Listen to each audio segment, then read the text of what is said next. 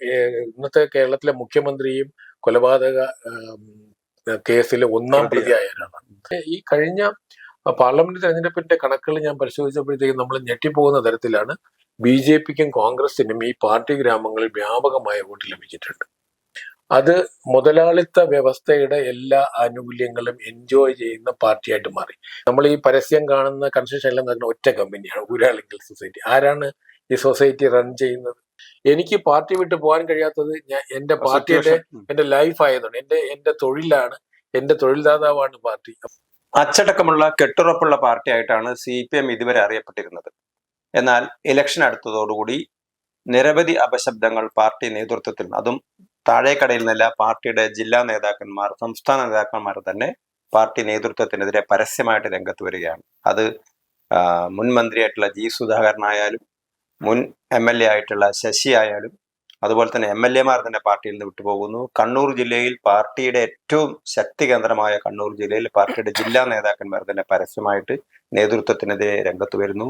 സംസ്ഥാന സെക്രട്ടറിയുടെ ഭാര്യയെ സ്ഥാനാർത്ഥിയാക്കിയതിനെ രംഗത്ത് വരുന്നു. അങ്ങനെ CPM-നെ സംബന്ധിച്ചിടത്തോളം നമ്മൾ പ്രതീക്ഷിച്ചതിൽ നിന്ന് വ്യത്യസ്തമായിട്ടുള്ള ഒരു ബഹളങ്ങൾ, അല്ലെങ്കിൽ കോൺഗ്രസിലൊക്കെ കാണുന്നത് പോലെയുള്ള ഒരു ആഭ്യന്തര കലാപങ്ങളാണ് ഇപ്പോൾ CPM-ൽ നടന്നുകൊണ്ടിരിക്കുന്നത്. ഒരുപക്ഷെ നമുക്ക് ബംഗാളിൽ തകർന്നുപോയ CPM-ന്റെ ആ ഒരു തകർച്ച, ആ സമയത്തും തകരാതിരുന്ന കേരളം, ആ കേരളത്തിലെ പാർട്ടിയും ബംഗാൾ പാർട്ടിയുടെ പോലെ ശൈഥില്യത്തിലേക്ക് പോവുകയാണോ എന്ന ഒരു സംശയമാണ് ഇപ്പോൾ വരുന്നത്. കണ്ണൂരിലെ പാർട്ടി ഗ്രാമങ്ങളിലൊക്കെ പലതവണ സഞ്ചരിക്കുകയും CPM-ന്റെ പാർട്ടിയെക്കുറിച്ച് വളരെ നന്നായിട്ട് ആഴത്തിൽ പഠിക്കുകയും ചെയ്ത രാഷ്ട്രീയ നിരീക്ഷകനും കേരള സർവകലാശാലയിലെ മുൻ പ്രോ വൈസ് ചാൻസലറുമായ ഡോക്ടർ ജയപ്രസാദ്, അദ്ദേഹമാണ് ഇപ്പോൾ CPM-ന്റെ തകർച്ചയെക്കുറിച്ച്, അല്ലെങ്കിൽ CPM-ലെ ആന്തരിക വൈരുദ്ധ്യങ്ങളെക്കുറിച്ച്, പൊട്ടിത്തെറികളെക്കുറിച്ച് നമ്മളോട് സംസാരിക്കുന്നത്. നമസ്തേ. ഏറ്റവും ഒടുവിൽ കണ്ണൂർ ജില്ലയിലെ മുതിർന്ന നേതാവായ TK ഗോവിന്ദൻ, ജില്ലാ സെക്രട്ടേറിയറ്റ് അംഗം, കഴിഞ്ഞ ജില്ലാ കമ്മിറ്റി യോഗത്തിൽ അധ്യക്ഷത വഹിച്ച ആളാണ്. അദ്ദേഹം പരസ്യമായിട്ട് പറയുന്നു, സംസ്ഥാന സെക്രട്ടറിയുടെ ഭാര്യയെ സ്ഥാനാർത്ഥിയാക്കിയത് അന്നു മുതൽ ഞങ്ങൾ എല്ലാവരും എതിർത്തിരുന്നതാണ്, പക്ഷെ അതൊന്നും ആരും പരിഗണിച്ചില്ല എന്ന് പറയുന്നത്. അങ്ങനെ പാർട്ടിക്കകത്ത് വളരെ ശക്തമായിട്ടുള്ള സ്ഥാനാർത്ഥിത്വം, അല്ലെങ്കിൽ പാർലമെന്ററി വ്യാമോഹം എന്നൊക്കെ പറയുന്ന ഒരു പ്രക്രിയ, അല്ലെങ്കിൽ ഒരു സ്വഭാവം, അത് CPM-നെ നന്നായി ബാധിച്ചിരിക്കുന്നു. അതിന്റെ സാധാരണ പൊട്ടിത്തെറികളൊക്കെ അഭിപ്രായ വ്യത്യാസം ഉണ്ടെങ്കിൽ അത് പുറത്തു വരാറുണ്ടായിരുന്നില്ല. ഇപ്പൊ CPM-നകത്തും അത് പുറത്തു വരികയാണ്. ബംഗാളിലും ത്രിപുരയിലും ഏതാണ്ട് തകർന്നഴിഞ്ഞ കമ്മ്യൂണിസ്റ്റ് പാർട്ടി അവശേഷിച്ച കേരളത്തിലും ഏതാണ്ട് അതിന് അനിവാര്യമായ പതനത്തിലേക്ക് പോകുന്നു എന്ന് നമുക്ക് വേണമെങ്കിൽ പറയാം. കനൽ ഒരു തരി എന്ന് അവർ തന്നെ വിശേഷിപ്പിച്ച ഒരു സംസ്ഥാനത്തില് ആ കനലും കൂടെ അണയുമോ എന്നുള്ളത് പാർട്ടിയെ അനുകൂലിക്കുന്നവർക്കും ഒരുപോലെ പാർട്ടിയെ എതിർക്കുന്നവർക്കും ഒരുപോലെ തന്നെ ഒരു ജിജ്ഞാസയുണ്ട്. കാരണം ഈ പ്രസ്ഥാനത്തിന് ഇനി മുന്നോട്ട് പോകാൻ കഴിയുമോ? നമ്മുടെ പാർലമെന്ററി വ്യാമോഹം ബാധിച്ച പ്രശ്നമാണോ, അതോ അനിവാര്യമായ പാർട്ടിയുടെ തകർച്ചയുടെ വിഷയങ്ങളാണോ ഇതിന്റെ പുറകിലുള്ളത് എന്ന് നമ്മൾ നോക്കേണ്ടതുണ്ട്. കാരണം ഞാനിതിനെ നോക്കി കാണുന്നത് കേവലം ഒരു സീറ്റ് ലഭിക്കാത്തത് കൊണ്ടൊരു മുതിർന്ന നേതാവ് പുറത്തു പോകുന്നില്ല. കാരണം പാർട്ടിയുടെ ശിക്ഷണം ഏതാണ്ട് 6 പതിറ്റാണ്ട് ലഭിക്കുകയും കണ്ണൂർ പോലുള്ള ഒരു ജില്ലയുടെ മാനേജർ റോളാണ്. മാനേജർ റോൾ എന്ന് പറയുമ്പോൾ നമ്മൾ പ്രത്യേകം ഓർക്കേണ്ടത്, പാർട്ടിയുടെ ഏറ്റവും ശക്തിയുള്ള ജില്ലയാണ് ഇന്ത്യയിലെ മാർക്സിസ്റ്റ് പാർട്ടിയുടെ മെമ്പർഷിപ്പില് മൊത്തം അവർക്ക് 10 ലക്ഷം മെമ്പർഷിപ്പാണ് അഖിലേന്ത്യാ തലത്തിലുള്ളത്. കേരളത്തിൽ 6 ലക്ഷത്തോളം മെമ്പേഴ്സാണ് കേരളത്തിലുള്ള 5 ലക്ഷം മെമ്പേഴ്സ്. ഈ 5 ലക്ഷത്തിൽ ഏതാണ്ട് ഏറ്റവും കൂടുതൽ മെമ്പേഴ്സ് ഉള്ള ജില്ല കണ്ണൂരാണ്. അതായത് 65,550 മെമ്പേഴ്സാണ് അവർക്ക് കണ്ണൂരിലുള്ളത്. അതുപോലെ ഏറ്റവും സുദൃഢമായ പാർട്ടി സംവിധാനങ്ങൾ, ഇന്ത്യയിൽ ഏറ്റവും കൂടുതൽ രാഷ്ട്രീയ സംഘർഷം എന്ന് പറയാൻ കഴിയില്ല. CPM അവരുടെ മേഖലയിലേക്ക് കടന്നു വന്ന എല്ലാ പാർട്ടികളോടും ഒരുപോലെ ഉന്മൂലന സിദ്ധാന്തം പ്രയോഗത്തിൽ വന്നു. ഏതാണ്ട് 200-250ഓളം കൊലപാതകങ്ങൾ നടന്നിട്ടുള്ള ഒരു ജില്ലയാണ് രാഷ്ട്രീയ കൊലപാതകങ്ങൾ എന്നുള്ള ഓമനപ്പേരിൽ അറിയപ്പെടുന്നത്. അതിൽ എല്ലാ കൊലപാതകങ്ങളും ഒരു ഭാഗത്ത് CPM ആയിരിക്കും. അപ്പൊ CPM-ൽ നിന്ന് ഒരുപാട് പേര് കൊല്ലപ്പെട്ടിട്ടുണ്ട്. പക്ഷെ എല്ലാ സംഘർഷങ്ങളിലും കണ്ണൂരിൽ മറ്റ് രാഷ്ട്രീയ പാർട്ടികൾ തമ്മിൽ യാതൊരു സംഘർഷം ഉണ്ടായിട്ടില്ല. ചരിത്രം നമ്മൾ പരിശോധിച്ച് കഴിഞ്ഞാൽ, വിശേഷിച്ചും 1967 ശേഷം 67-68 ശേഷമാണ് തുടങ്ങുന്നത്. പിന്നീട് 80കളിൽ 78 മുതൽ പിന്നെ 80 കഴിയുമ്പോഴത്തേക്കും അതിന്റെ ഹയർ ലെവലിലേക്ക് ഉയരുകയും ഈ 2000-നും 2025-നും ഇടയിൽ തന്നെ ഏതാണ്ട് 70-ലധികം കൊലപാതകങ്ങൾ രാഷ്ട്രീയമായി എതിരാളികളെ കൊന്നൊടുക്കിയിട്ടുള്ള സ്ഥലമാണ് കണ്ണൂർ. അപ്പൊ അതില് പലപ്പോഴും CPM-ന്റെ ഇരകളായിട്ട് RSSും BJPയും മാത്രമല്ല, മുസ്ലിം ലീഗ് ഉണ്ട്, കോൺഗ്രസ് ഉണ്ട്, CPI ഉണ്ട്. അപ്പൊ ആ തരത്തില് SDPI ഉൾപ്പെടെ ആ തരത്തിലുള്ള പ്രവർത്തകർ കൊല്ലപ്പെട്ടിട്ടുള്ള ഒരു സ്ഥലമാണ്. ഏറ്റവും കൂടുതൽ രക്തസാക്ഷി മണ്ഡപങ്ങളും രക്തസാക്ഷി സ്തൂപങ്ങളും രക്തസാക്ഷികളുടെ പേരിലുള്ള ബസ് സ്റ്റോപ്പുകൾ, വെയിറ്റിംഗ് ഷെഡുകളൊക്കെ ഉള്ള ഒരു സ്ഥലമാണ് കണ്ണൂർ. ഗ്രാമങ്ങൾ അതാണ് കണ്ണൂരിന്റെ ഒരു പ്രത്യേകത നമ്മൾ പറയേണ്ട. ജനാധിപത്യത്തിന്റെ യാതൊരു അലകളും എത്തപ്പെടാത്ത പാർട്ടി ഗ്രാമങ്ങൾ, 100 കണക്കിന് പാർട്ടി ഗ്രാമങ്ങൾ കണ്ണൂരിന്റെ മേഖലയിലുണ്ട്. ഞാൻ ആ ഭാഗത്ത് ഇലക്ഷൻ ഡ്യൂട്ടി ചെയ്ത ഒരാളെന്ന തലത്തിൽ എനിക്ക് വ്യക്തമായി അറിയാം എങ്ങനെയാണ് പാർട്ടി ഗ്രാമം പ്രവർത്തിക്കുന്നത്. ഒരാൾ അവിടെ ഒരു മെഡിക്കൽ റെപ്രസെന്റേറ്റീവ് ഒക്കെ ഗ്രാമത്തിൽ ചെന്നാൽ, പെട്ടെന്ന് ഒരു അപരിചിതൻ ചെന്നാൽ അപ്പൊ തന്നെ അവർ തടഞ്ഞു നിർത്തി എവിടുന്നാ വരുന്നത്, എങ്ങോട്ടാ വരുന്നത്, പോകുന്നത്. വളരെ സൗമ്യമായിട്ടാണ് അവര് നിങ്ങളെ വേറെ വോട്ട്സ് അന്വേഷിക്കും, നിങ്ങൾ ആരാണ്, എന്താണ്, ആരന്വേഷിച്ചു എന്നുള്ളത്. അപ്പൊ അവിടെ ഒരു പ്രത്യേകത, നമ്മള് വളരെ ശാന്തമാണ്. ഒരുപാട് പുറത്തുനിന്ന് പോകുന്ന ഒരാളിന് വലിയ പൊളിറ്റിക്കൽ ആക്ടിവിറ്റി ഉണ്ടെന്ന് പറയാൻ പറ്റില്ല അവിടെ. കാരണം എതിർ പാർട്ടി വരികയാണെങ്കിൽ നിങ്ങൾക്ക് വോട്ട് ചെയ്യുന്നുണ്ട്. അപ്പൊ പാർട്ടി ഗ്രാമങ്ങളിൽ 2024 തെരഞ്ഞെടുപ്പിൽ BJPക്കും കോൺഗ്രസിനും വ്യാപകമായി വോട്ട് ലഭിക്കുകയുണ്ടായി. അവിടെ പ്രവർത്തനമൊന്നുമില്ല. നമ്മളിപ്പം ത്രിതല പഞ്ചായത്ത് ഇലക്ഷൻ നടക്കുമ്പോൾ നമ്മൾ അതൊരു യാത്ര ചെയ്യുമ്പോഴാണ് മനസ്സിലാക്കുന്നത്, വേറെ നിങ്ങൾ 5-6 കിലോമീറ്റർ ഭാഗത്ത് ചിലപ്പോൾ ഒരു പാർട്ടിയുടെയും കൊടികൾ ഉണ്ടാവില്ല, സ്ഥാനാർത്ഥികൾ ഉണ്ടാവില്ല, ഇലക്ഷൻ ബൂത്തുകളിൽ ഏജന്റുമാരും ഉണ്ടാവാറില്ല. അപ്പം പല മുനിസിപ്പാലിറ്റി, ഇപ്പൊ തന്നെ വിവാദമായിട്ടുള്ള ആന്തൂർ മുനിസിപ്പാലിറ്റി, ശ്യാമള ടീച്ചർ നേരത്തെ ചെയർപേഴ്സൺ ആയിരുന്നു, അവിടെ പോലും പ്രതിപക്ഷമില്ലാത്ത, മത്സരിക്കാൻ ആളുണ്ടാവില്ല. പല പഞ്ചായത്തുകളിൽ അൺഓപ്പോസിഡ് ആയിട്ടാണ്.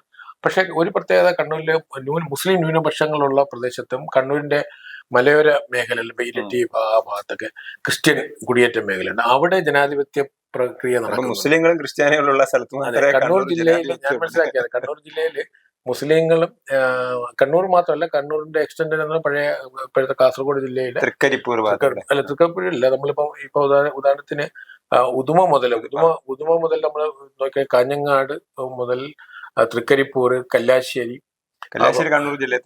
അപ്പൊ ഈ മണ്ഡലങ്ങളൊക്കെ നോക്കിക്കഴിഞ്ഞാൽ നമ്മളിപ്പോ ഞാൻ ഈ ഭാഗത്താണ് ഇലക്ഷൻ ഡ്യൂട്ടി ചെയ്തിട്ടുള്ളത്.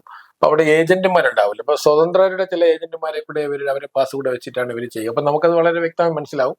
അപ്പം ഒരുപാട് പേര് ഇലക്ടറൽ റോളിൽ, ഇപ്പൊ എനിക്ക് തോന്നുന്നു SIR ഒക്കെ വന്നതുകൊണ്ട് ആദ്യമായിട്ട് കുറച്ച് പേരെങ്കിലും വോട്ടേഴ്സ് ലിസ്റ്റിൽ നിന്ന് പുറത്തു പോകായിരിക്കും. ആ തരത്തില് പാർട്ടിയുടെ ഒരു പ്രവർത്തനം നടത്തുന്ന സ്ഥലത്താണ് ഈ ഒരു പൊട്ടിത്തെറിയുണ്ടാകുന്നത്. ഈ പൊട്ടിത്തെറിയെ ഞാൻ കാണുന്നത്, ഇതിൽ ഇപ്പൊ നമുക്ക് എടുത്തു പറയാം, ഒരുപാട് എക്സാമ്പിൾസ് ഉണ്ടെങ്കിൽ ഏറ്റവും പറയുന്നത്, ഇപ്പൊ നമ്മളെ പാർട്ടിയുടെ ഏറ്റവും ശക്തി കേന്ദ്രങ്ങളായ 3-4 ജില്ലകളുണ്ട് കേരളത്തിൽ. അതിൽ ഒന്ന് കണ്ണൂർ, പാലക്കാട്, അതുപോലെ നമുക്ക് ആലപ്പുഴ, കൊല്ലം.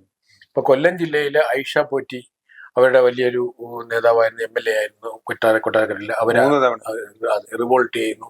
അവരിപ്പം കോൺഗ്രസ് പ്രതിനിധിയായിട്ട് മത്സരിക്കാനും. അത് കഴിഞ്ഞിട്ട് ആലപ്പുഴയിലെ സുധാകരൻ എന്ന് പറയുന്നത്, ഞങ്ങളൊക്കെ പഠിക്കുന്ന കാലഘട്ടത്തിൽ കേരള യൂണിവേഴ്സിറ്റി നിയന്ത്രിച്ചിരുന്ന SFIയുടെ ഏറ്റവും, അതായത് എതിരാളികളെ ഒരു തരത്തിലും അംഗീകരിക്കാത്ത, അത്രയും ഫാസിസ്റ്റ് എന്ന് പറയുമ്പോൾ അത്രയധികം കറകളഞ്ഞ മാർസിസ്റ്റ് എന്നുള്ള തരത്തിൽ ലോകത്തൊന്നിനെയും അംഗീകരിക്കാത്ത, 1970 SFI രൂപീകരണ സമയത്ത് തുടക്കം മുതലേ അദ്ദേഹത്തിന്റെ കേരള യൂണിവേഴ്സിറ്റിയെ ഒരുപാട് കാലം നയിച്ചിരുന്ന ഒരാളാണ്. അതായത് സിൻഡിക്കേറ്റ് മെമ്പറായിട്ട് പുറത്തു നിന്നും അകത്തു നിന്നൊക്കെ അതെ ആ തരത്തില് ഉള്ള ഒരു നേതാവാണ്. വിശേഷ ആലപ്പുഴ ഒരു പഴയ കണ്ണൂരായിരുന്നു ആലപ്പുഴ. അതിന്റെ പ്രധാന വക്താവ് എന്നുള്ള തലത്തിൽ ഉള്ള ഒരാള്, അദ്ദേഹം പുറത്തേക്ക് പോകുന്നു. ഇപ്പൊ പാലക്കാട് ചെല്ലുമ്പോഴത്തേക്കും ശശിയുടെ റിവോൾട്ട്. അപ്പം പാലക്കാടും പാർട്ടി ശശി ജില്ലാ സെക്രട്ടറി മാത്രമല്ല, അദ്ദേഹം അവിടുത്തെ ഒരു ബഹുജനങ്ങളുടെ ഇടയിൽ വളരെ റോളുണ്ടായിരുന്ന ഒരു വ്യക്തി. ആളുകളെ നന്നായി മൊബിലൈസ് ചെയ്യാൻ കഴിയുന്ന ഒരു കുറച്ച് ജനകീയ ബാക്ക്ഗ്രൗണ്ട് ഉള്ള നല്ല പൈസക്കാരനാണ്. അതെ ഒരു മോഡേണിസ്റ്റ് കമ്മ്യൂണിസ്റ്റ് ആണ് അദ്ദേഹത്തിന് നോക്കുമ്പോൾ. അപ്പൊ അത് കഴിഞ്ഞിട്ട് നമ്മൾ കാണുന്നതാണ് കണ്ണൂരിലെ മറ്റൊരുപാട് ചെറിയ പ്രാദേശിക തലത്തിലുള്ള ഒരുപാട് പാർട്ടി പ്രവർത്തകർ. കണ്ണൂരിലെ നേതാക്കന്മാർക്ക് അവര് ദീർഘകാലമായി ഇതിനകത്തുള്ളതുകൊണ്ട് ഇതിന്റെ എല്ലാ ഉള്ളുകളികളും, ആളുകളെ ആരെയൊക്കെയാണ് കശാപ്പ് ചെയ്തത്, എങ്ങനെയൊക്കെയാണ് കൊന്നത് എന്നൊക്കെ ഇവർക്ക് അറിയാൻ പറ്റുമായിരുന്നു. അതേപോലെ തന്നെ ഇപ്പൊ തന്നെ ആന്തൂരിലെ കാര്യങ്ങളൊക്കെ ഇപ്പം തന്നെ അവര് പറയാൻ തുടങ്ങിയല്ലോ. അല്ല, അതെ ഈ കണ്ണൂരിൽ നടന്നിട്ടുള്ള രാഷ്ട്രീയ കൊലപാതകങ്ങളുടെ ചരിത്രം നമ്മൾ പരിശോധിച്ച് കഴിഞ്ഞാല് വെളിയിൽ നിന്നാവുന്ന കൊലപാതകങ്ങൾ മാത്രമാണ് ശിക്ഷിക്കപ്പെട്ടിട്ടുള്ളത്. ഇപ്പം പട്ടാപ്പകല് ഇപ്പം ജയകൃഷ്ണൻ മാഷ് എനിക്ക് വ്യക്തിപരമായിട്ട് ബന്ധമുണ്ടായിരുന്ന ഒരാളാണ്. നമ്മള് സംഘടനാപരമായിട്ട് അദ്ദേഹവുമായിട്ട് ചില സെമിനാറുകളിലൊക്കെ പങ്കെടുത്തിട്ടുണ്ട്. അദ്ദേഹം വളരെ ജനകീയനായ ഒരു അധ്യാപകൻ എന്ന തരത്തിലും. അപ്പൊ അദ്ദേഹത്തിനെ കൊല ചെയ്യുന്നത് ക്ലാസ് റൂമിൽ കുട്ടികളുടെ മുന്നിൽ വെച്ചാണ്, പിഞ്ചു കുട്ടികളുടെ മുന്നിൽ വെച്ചാണ്. ഇപ്പൊ കണ്ണൂരിൽ കൊലപാതകം നടത്തുന്ന മറ്റു സ്ഥലങ്ങളിൽ ഇഷ്ടം പോലെ ഉണ്ട്. രാത്രി അത് അയാളുടെ പോലീസ് സെക്യൂരിറ്റിയില്, കാരണം അയാളെ പോലീസ് ഗൺമാൻ ഉണ്ട്. ഗവൺമെന്റ് തന്നെ, ഇടതുപക്ഷ ഗവൺമെന്റ് കൊടുത്ത ഗൺമാൻ അവിടെ ഉള്ളപ്പോൾ തന്നെയാണ് ഇവര് കൊല്ലുന്നത്. അതാണ് നമ്മൾ എടുത്തു പറയേണ്ടത്. അവിടുത്തെ കൊലപാതകങ്ങളൊന്നും രഹസ്യമായി ചെയ്യുന്നതല്ല, പരസ്യമായിട്ടാണ്. അതായത് ജനങ്ങൾക്ക് വാണിംഗ് കൊടുക്കുകയാണ്, നിങ്ങൾ ഇനി ഒരു കാലഘട്ടത്തിൽ വേറൊരാൾ ഇങ്ങനെ ചിന്തിക്കരുത് എന്നുള്ളത്. അത് ഈ താലിബാൻ മോഡലാണ്. അപ്പൊ അത് ഈ ഒളിച്ചു കൊല്ലുന്നില്ല, കാരണം പരസ്യമായി കൊല്ലുകയാണ്. അപ്പം ഈ നമ്മുടെ നീതിന്യായ വ്യവസ്ഥ രാജ്യത്ത് ഒരു സ്കൂളിന്റെ വർക്കിംഗ് അവേഴ്സിൽ ആ അധ്യാപകനെ കൊല്ലണമെങ്കിൽ 4 മണി കഴിഞ്ഞിട്ട് കൊല്ലാം, രാവിലെ കൊല്ലാം, രാത്രി കൊല്ലാം. എന്തിനാണ് സ്കൂളിലെ ക്ലാസ് റൂം ആ സ്കൂളിലെ ഒരു അധ്യാപകൻ പോലും സാക്ഷിയായി ആകാൻ തയ്യാറായില്ല. അവസാനം കോടതി ആ കേസിന്റെ വിധി, ഹൈക്കോടതി വിധിയിൽ നമ്മൾ ആ വിധി വായിക്കുമ്പോൾ നമുക്ക് സങ്കടം വരും. അപ്പം ഈ പിഞ്ചു കുട്ടികളാണ്, അതിൽ പലർക്കും മാനസികമായിട്ടുള്ള പ്രശ്നങ്ങളുണ്ടായ കുട്ടികൾക്ക് ഒരുപാട് കുട്ടികളുണ്ടായിരുന്നു. ഈ കുട്ടികളുടെ സാന്നിധ്യത്തിലാണ് ഇദ്ദേഹത്തിനെ വെട്ടിക്കൊല്ലുന്നത്. കണ്ണൂരിലെ വെട്ടെന്ന് പറഞ്ഞാൽ നമുക്കൊരു 51 വെട്ട് ടി പി ചന്ദ്രശേഖരനെ കൊല്ലുന്ന ഒരു ശൈലി ഉണ്ടല്ലോ, അതുപോലെയുള്ള വെട്ടാണ്. അപ്പൊ ആ തരത്തിൽ കൊച്ചു കുട്ടികളെ സാക്ഷിയാക്കിയിട്ടാണ് ഇത് ചെയ്യുന്നത്. ഈ തരത്തിലുള്ള നീചമായ കൊലപാതകം നടത്തിയ പ്രതികളും നിയമത്തിന്റെ വഴിയിലൂടെ രക്ഷപ്പെട്ടു പോയിട്ടുണ്ട്. ഇനി ജയിലിലാണെങ്കിൽ, ഇപ്പൊ കണ്ണൂരിലെ ജയിലിലായാലും കുറച്ചുകൂടി പരിഗണന നിങ്ങളുടെ ഈ ഉദാഹരണത്തിന് പാർട്ടിയുടെ കേസുകളിൽ പെടുന്ന ആളുകൾക്ക് എല്ലാവിധ വീട്ടു ചെലവിനുള്ള കാര്യങ്ങൾ പഴയ കാലത്തതില്ലായിരുന്നു, കുറച്ചുകൂടി സംരക്ഷണം ലഭിക്കുന്നുണ്ട്. ജയിലിലും നല്ല സംരക്ഷണം ലഭിക്കുന്നുണ്ട്, എല്ലാ സ്വാതന്ത്ര്യവും ലഭിക്കുന്നുണ്ട്. ഫോൺ ചെയ്യാം. ഇപ്പം സാമ്പത്തികമായിട്ടും ജയിൽ ജീവിതം ഇപ്പൊ കേരളത്തിൽ ആ തരത്തില് പിണറായി സർക്കാർ അവരെ ദിവസക്കൂലി വർദ്ധിപ്പിക്കുകയുണ്ടായി. ആ തരത്തിൽ പിന്നെ ആവശ്യത്തിനനുസരിച്ചുള്ള പരോള്, കല്യാണം കഴിക്കാൻ മറ്റും എല്ലാ സംവിധാനങ്ങളും ഈ ജയിൽ പുള്ളികൾക്ക് ലഭിക്കുന്ന ഒരു സ്റ്റേറ്റ് എന്നുള്ള തലത്തിൽ ആ തരത്തില് കമ്മ്യൂണിസ്റ്റ് പാർട്ടിയെ ചിട്ടപ്പെടുത്തിയാണ് അവർ മുന്നോട്ട് കൊണ്ടുവന്നത്. അപ്പം മറ്റൊരാൾക്കും അവിടെ കടന്നു കയറാൻ കഴിയില്ല. ഇപ്പൊ ഉദാഹരണത്തിന് കണ്ണൂരിൽ ഏറ്റവും കൂടുതൽ കൊലപാതകങ്ങൾ നടന്നിട്ടുള്ള പ്രദേശം ഇപ്പൊ കണ്ണൂർ ടൗൺ, കണ്ണൂർ മുനിസിപ്പൽ ഏരിയയിൽ രാഷ്ട്രീയ സംഘർഷം ഉണ്ടായിട്ടില്ല. അതുപോലെ അവിടെ ഏറ്റവും കൂടുതൽ കൊലപാതകങ്ങൾ നടന്നല്ലോ, ഒന്ന് തലശ്ശേരി, അതുപോലെ കൂത്തുപറമ്പ്, പാനൂർ, മട്ടന്നൂർ, പയ്യന്നൂർ, തളിപ്പറമ്പ്, ഈ മേഖലയിലാണ് കൂടുതലും അവിടെ നടന്നിട്ടുള്ള കൊലപാതകങ്ങളും കൊലപാതക രാഷ്ട്രീയ പാർട്ടികളും. മറ്റ് മേഖലകളിലേക്ക് ഉദാഹരണത്തിന് ഞാൻ നേരത്തെ പറഞ്ഞ പോലെ മലയോര മേഖലയിൽ, കുടിയേറ്റ മേഖലകളിൽ ആ തരത്തില് കുറച്ചുകൂടെ ഇപ്പൊ നമ്മളിപ്പോ പ്രധാനമായിട്ട് 2 മണ്ഡലങ്ങളാണ്, പേരാവൂറും അതുപോലെ ഇരിക്കൂർ, 2 മണ്ഡലങ്ങളാണ് പൊതുവെ കോൺഗ്രസ് അവിടെ ജയിച്ചത്. കണ്ണൂർ നഗരത്തിലെ അഴീക്കോട്, അതെ, ഈ മണ്ഡലങ്ങളിലാണ്. അഴീക്കോടൊന്നും ആ തരത്തില് കമ്മ്യൂണിസ്റ്റ് പാർട്ടി ശക്തമായ സ്ഥലം തന്നെയാണ്. അപ്പൊ അങ്ങനെയുള്ള ഒരു പാർട്ടിയുടെ ചിട്ടയിൽ നിന്ന് ഒരു പക്ഷേ അവിടെ ഈ പ്രവർത്തനങ്ങൾക്കൊക്കെ മാനേജർ ആയിട്ടുള്ള ഒരു മാനേജ്മെന്റ് റോൾ വഹിച്ചിട്ടുള്ള വ്യക്തിയാണ് ഇപ്പൊ നമ്മള് പുറത്തു പോയിട്ടുള്ള ഗോവിന്ദൻ. അപ്പം അദ്ദേഹം 75 വയസ്സായ ഒരാളാണ്. പാർട്ടിയുടെ എല്ലാ രഹസ്യങ്ങളും, ഉദാഹരണത്തിന് MP രാഘവൻ വളരെ കഷ്ടപ്പെട്ടുണ്ടാക്കിയെടുത്തിട്ട് സഹകരണ സംഘത്തിലൂടെ സഹകരണ മെഡിക്കൽ കോളേജായിട്ടാണ് പരിയാരം മെഡിക്കൽ കോളേജ്. ആ പരിയാരം മെഡിക്കൽ കോളേജിനെ ഭരണത്തിന്റെയും തണൽ ഉപയോഗിച്ചുകൊണ്ടും അക്രമത്തിലൂടെയും പിടിച്ചെടുത്തുകൊണ്ട് MP രാഘവന്റെ പാർട്ടിയെയും കോൺഗ്രസ്സുകാരെയും പുറത്താക്കിക്കൊണ്ട് ഭരണം പിടിച്ചെടുക്കുക, അതിന്റെ അധ്യക്ഷനായിരുന്നു ഇദ്ദേഹം. ആ തരത്തില് കണ്ണൂരിലെ പാർട്ടി എന്ന് പറയുന്നത് കണ്ണൂരിൽ ഏറ്റവും കൂടുതൽ തൊഴിൽ കൊടുക്കുന്ന അതായത് നമ്മളിവിടെ പറയുന്ന പോലെ ഗവൺമെന്റിന്റെ പോലെ അവിടെ പാർട്ടിയാണ് തൊഴിൽ കൊടുക്കുക. അപ്പം അവിടെ പാർട്ടിയുടെ കീഴിൽ നിരവധി സ്ഥാപനങ്ങൾ നടക്കുന്നുണ്ട്. അതിൽ കൺസ്ട്രക്ഷൻ കമ്പനി ആകാം, അല്ലെങ്കിൽ അമ്യൂസ്മെന്റ് പാർക്ക്, നിരവധി ആശുപത്രികൾ, ബസ് സർവീസുകൾ തുടങ്ങിയിട്ടുള്ള നിരവധി സ്കൂളുകൾ, നിരവധി അതിൽ സഹകരണ സംഘങ്ങൾ. അപ്പൊ ആ തരത്തിൽ നോക്കുമ്പോൾ കണ്ണൂരിൽ ഏറ്റവും കൂടുതൽ എംപ്ലോയ്മെന്റ് കൊടുക്കുന്ന ഒരു ഏജൻസി എന്ന് പറയുന്നത് CPM. മറ്റ് ഗവൺമെന്റൽ ഏജൻസിക്കൊന്നും കഴിയില്ല. അപ്പൊ അതുകൊണ്ട് തന്നെയാണ് കണ്ണൂരിലെ രാഷ്ട്രീയ CPM-നെ ആർക്കും തകർക്കാൻ കഴിയില്ല. അപ്പോൾ ഒരു പക്ഷേ ഈ കമ്മ്യൂണിസ്റ്റ് പാർട്ടിയുടെ ചരിത്രം നമ്മൾ പരിശോധിക്കുമ്പോൾ ഒരിക്കലും കമ്മ്യൂണിസ്റ്റ് പാർട്ടികളെ പുറത്ത് നിന്ന് ഇപ്പൊ CAA വിചാരിച്ചിട്ട്, അമേരിക്ക വിചാരിച്ചിട്ട് റഷ്യ ഒന്നും ചെയ്യാൻ കഴിഞ്ഞിട്ടില്ല. അപ്പം ഈ കമ്മ്യൂണിസ്റ്റ് ഭരണകൂടങ്ങളൊക്കെ സ്വയം തകരുകയാണ് ചെയ്തത്. ഉദാഹരണത്തിന് റഷ്യയിലും അങ്ങനെ തന്നെയാണ്. ഇപ്പൊ ബംഗാളിലും ത്രിപുരയിലും ഇപ്പൊ നമ്മളാരും പ്രതീക്ഷിച്ചില്ല ഈ തരത്തിലാകുമായിരുന്നു. നമ്മളെ ഒരു സുപ്രഭാതത്തില് 2 തെരഞ്ഞെടുപ്പ് കൊണ്ട് ബംഗാളിലെ 0 ആയി മാറുക എന്ന് പറഞ്ഞാൽ ആലോചിച്ച് നോക്കുക.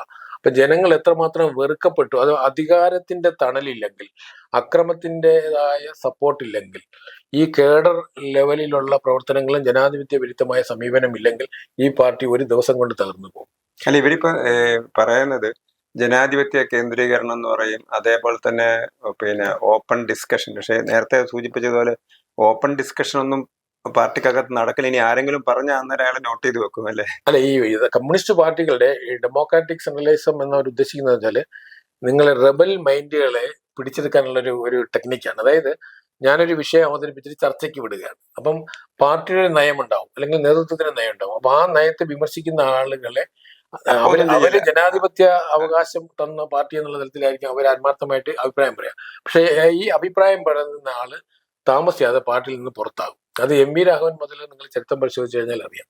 കണ്ണൂരിലെ കൊലപാതക രാഷ്ട്രീയത്തിന്റെ പിതാവ് എന്ന് നിങ്ങൾ എന്നോട് ചോദിച്ചാൽ ഞാൻ പറയും എം വി രാഘവനാണെന്ന് പറയും. എം വി രാഘവൻ പാർട്ടിയുടെ യുവജന നേതാവായിരിക്കുന്ന കാലഘട്ടത്തിലാണ് ഈ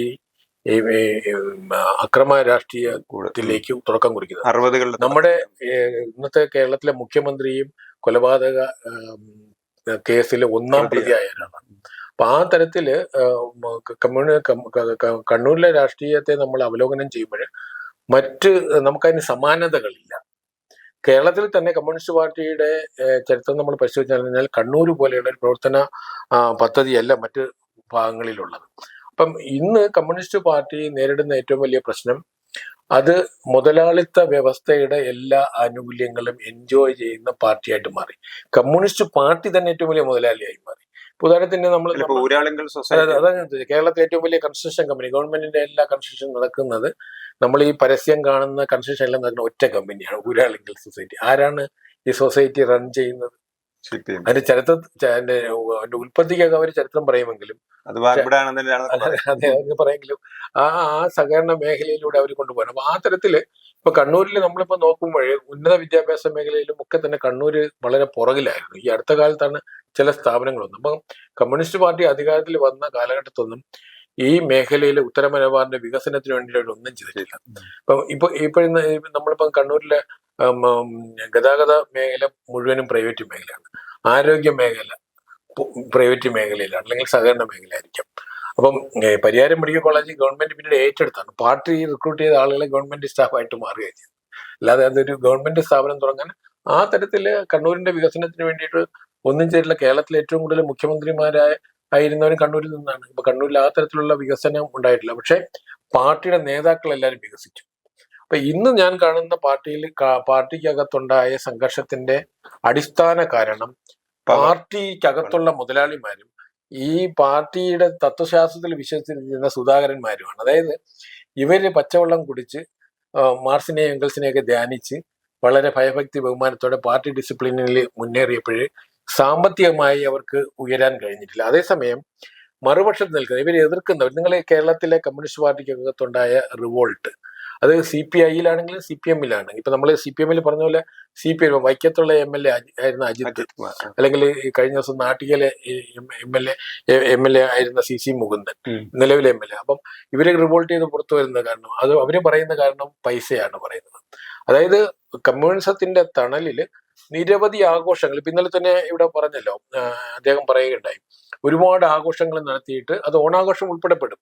ആ തരത്തിലുള്ള നിരവധി സംവിധാനങ്ങളിലൂടെ അഴിമതി അവരുടെ പാർട്ടിയുടെ ഒരു അടിസ്ഥാന ശിലയാക്കി മാറ്റി. അഴിമതി എന്ന് പറഞ്ഞാൽ ജനകീയമായ തരത്തിലാണ്. അത് മേളകളും ഉത്സവങ്ങളും ഒക്കെ നടത്തിയിട്ട് അതിലൂടെ. അപ്പം ഇതില് കുറച്ചുപേര് നേടുകയും മറ്റുള്ളവർ നോക്കിക്കൊണ്ടേ ഇപ്പൊ നോക്കിക്കൊണ്ട് നിന്നവരാണ് പ്രതികരിക്കുന്നത്. ബെനിഫിഷ്യറീസ് പ്രതികരിക്കുന്നത്. ഇന്ന് കമ്മ്യൂണിസ്റ്റ് പാർട്ടി നിലനിൽക്കേണ്ടത് ഈ ബെനിഫിഷ്യറീസിന്റെ ആവശ്യമാണ്. പക്ഷേ ഈ നമ്മളിപ്പോ ഈ ശ്രീ കഴിഞ്ഞ ദിവസം റിവോൾട്ട് ചെയ്ത ഗോവിന്ദനാണെങ്കിലും സുധാകരനാണെങ്കിലും നമുക്കൊരു പ്രത്യേകത നമ്മൾ കണ്ട, ഏതെങ്കിലും ഐഷ പോയിട്ടാണെങ്കിൽ തന്നെ ഇവർക്ക് ഈ കമ്മ്യൂണിസ്റ്റ് പാർട്ടിയുടെ സാമ്പത്തികമായ നേട്ടം ഉണ്ടായവരല്ല. ഇപ്പൊ ഭരണത്തിലെ 2 തവണ മന്ത്രിയായിരുന്നു, നിരവധി തവണ MLA ആയിരുന്നെങ്കിൽ സുധാകരൻ ആ തരത്തില് മറ്റുള്ളവരുണ്ടായതുപോലെ ഉള്ള സാമ്പത്തികമായി വളരാനും കഴിഞ്ഞിട്ടില്ല. അപ്പൊ ആ തരത്തില് കമ്മ്യൂണിസ്റ്റ് പാർട്ടിയുടെ ഒരു ഇതുവരെ നമ്മൾ കണ്ട കമ്മ്യൂണിസ്റ്റ് ഈ ഒരു പാർട്ടിയുടെ അസംതൃപ്തിയുടെ ഒരു പ്രതിഫലനം അടുത്ത തെരഞ്ഞെടുപ്പിൽ കാണാൻ കഴിയും? ഈ തെരഞ്ഞെടുപ്പിൽ ജനങ്ങളെ 2-3 വിഷയങ്ങളുണ്ടല്ലോ ജനങ്ങളെ മുന്നിൽ. ഒന്ന്, കഴിഞ്ഞ 10 വർഷത്തെ ഭരണത്തിൻ്റെതായ അഴിമതിയും അതിനോടനുബന്ധിച്ചിട്ടുള്ള നിരവധി ആരോപണങ്ങൾ നേരിടുന്ന ഭരണകൂടം. ആന്റി ഇൻകംബൻസി ഫാക്ടർ വളരെ ശക്തമായിട്ടുള്ള ഒരു ഇതുണ്ട്. പക്ഷേ ഈ നേതൃത്വ തലത്തിൽ പാർട്ടിക്കകത്തുള്ള ഇന്റേണൽ ആയിട്ടുള്ള ഫൈറ്റ് ഉണ്ട്. സമാന്തരമായിട്ട് പാർട്ടിക്കകത്തുണ്ടായ ഈ ശിഥിലീകരണം. അപ്പൊ അതിനകത്ത് ശിഥിലീകരണം എന്ന് പറയുന്നത് അത് ഡയറക്റ്റ് ആയിട്ടല്ല, ഇൻഡയറക്റ്റ് ആയിട്ടായിരിക്കും അതിന്റെ ഇമ്പാക്ട് ഉണ്ടാകുക. കാരണം നമ്മളിത് എക്സ്പോസ് ചെയ്ത് വെളിയിൽ വരുന്നവരെ കാണുന്നുണ്ട്. അതൃപ്തരായി അകത്തു നിൽക്കുന്ന ലക്ഷങ്ങളുണ്ട് എന്നുള്ളതാണ്. ഇപ്പൊ തന്നെ കുഞ്ഞികൃഷ്ണന്റെ സംഭവം ഉണ്ടായ സമയത്ത് പലരോടും ചോദിക്കുന്ന സമയത്ത് പാർട്ടി ഇൻസൈഡേഴ്സ് തന്നെ അവര് കുഞ്ഞികൃഷ്ണൻ പറയുന്നതാണ് ശരി എന്നുള്ളതാണ് വ്യക്തിപരമായ അവരുടെ അഭിപ്രായം പലരുടെയും. അതാണ് ഞാൻ സൂചിപ്പിച്ചത്.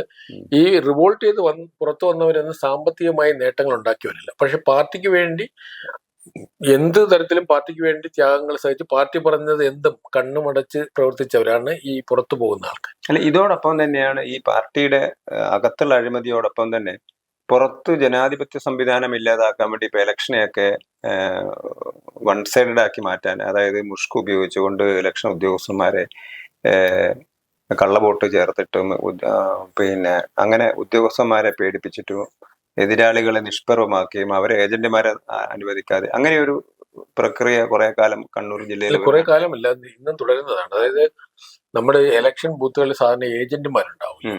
പാർട്ടി ഗ്രാമങ്ങളിൽ പാർട്ടി ഗ്രാമങ്ങളിൽ അവർ ചെയ്യുന്നത് എതിരാളികളെ ഉന്മൂലനം ചെയ്യുന്നതിന് പകരം ആദ്യം വാണിംഗ് കൊടുക്കുക ചെയ്തത്.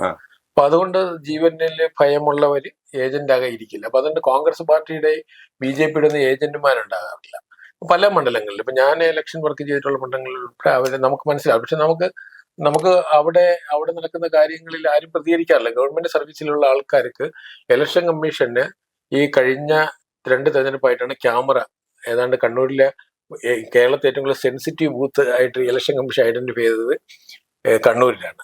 ഏറ്റവും കൂടുതൽ ഹയസ്റ്റ് പോളിംഗ് നടക്കുന്നത് അവിടെയാണ് അപ്പൊ ഈ കഴിഞ്ഞ വർഷം കംപ്ലീറ്റ് റെക്കോർഡ് ചെയ്യുന്ന ഒരു ക്യാമറ ഇതിലൂടെ വന്ന സമയം വെബ്കാസ്റ്റിംഗ് വളരെ കമ്പൽസറി ആക്കിയപ്പോഴത്തേക്കും ഒരു 10% പോളിംഗ് പല ബൂത്തുകളിലും കുറഞ്ഞു.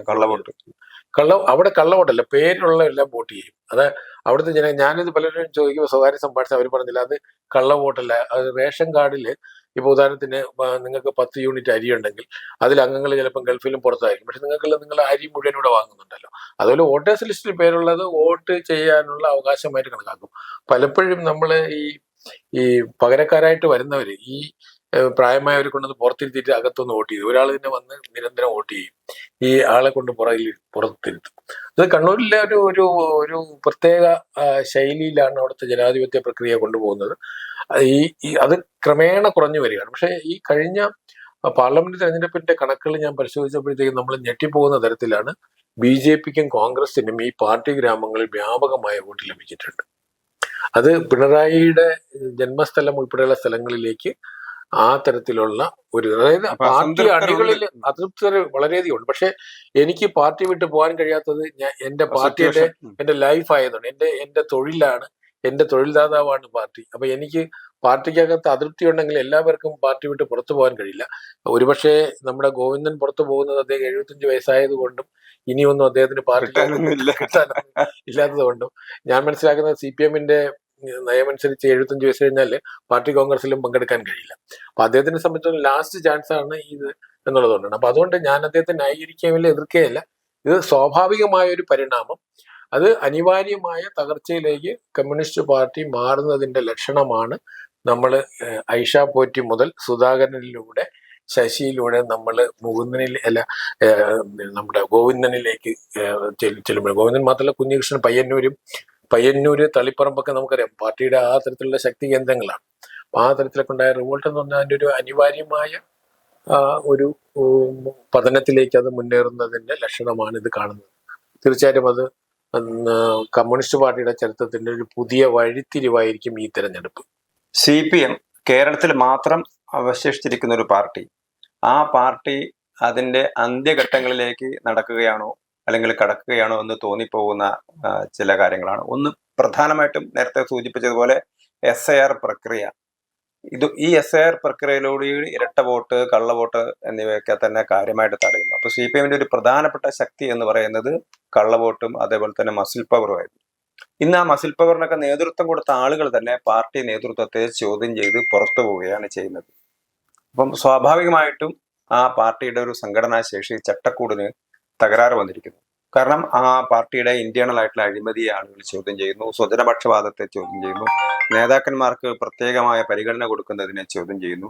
അപ്പം ഇതൊരു വലിയൊരു പൊട്ടിത്തെറിയിലേക്കാണ് നീങ്ങാൻ പോകുന്നത്. CPM അല്ലെങ്കിൽ ഒന്നുകിൽ രൂപപരിണാമം സംഭവിക്കും, ഒരു ജനാധിപത്യ പ്രക്രിയയുടെ ഭാഗമായിട്ട് അവർ മാറും, അല്ലെങ്കിൽ CPM പശ്ചിമ ബംഗാളിലൊക്കെ സംഭവിച്ചതുപോലെ ഇല്ലാതാകും, മറ്റൊരു ബദൽ ശക്തി അവിടെ ഉയർന്നു വരും. ആ ഒരു രീതിയിലേക്കാണ് കാര്യങ്ങളൊക്കെ ഇപ്പോൾ കടന്നു പോകുന്നത്.